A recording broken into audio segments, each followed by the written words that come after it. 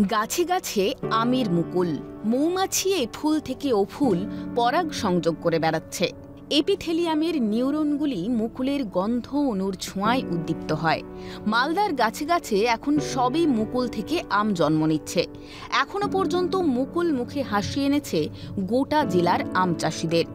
গর্ভধারিণী মায়েদের মতো উপাচার চলছে সবকটি গাছের। বসন্তের শেষ লগ্নে সামান্য বৃষ্টি সামান্য হলেও ক্ষতি করেছে আমের। তবুও এখনো পর্যন্ত গাছে যে পরিমাণ মুকুল রয়েছে তার 50% যদি আম হয় তাহলেই চাষিদের মুখে চওড়া হাসি ফুটবে।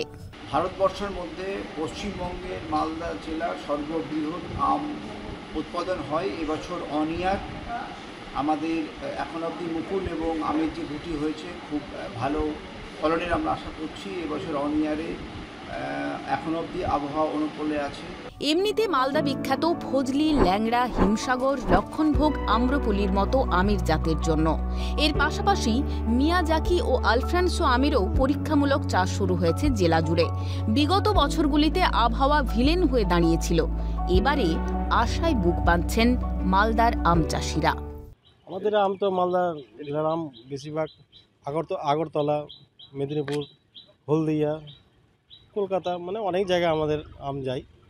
তো আমাদের এখন পর্যন্ত যা ফসল আছে, যদি আর বিঘ্ন টিঘ্ন না হয় আমাদের খুব সুন্দরভাবে ভালো হবে। আমের মুকুল তো আমাদের প্রচুর খুব ভালো এসছে। এবারে তুলনায় মানে 100%ই মুকুল হয়েছেন।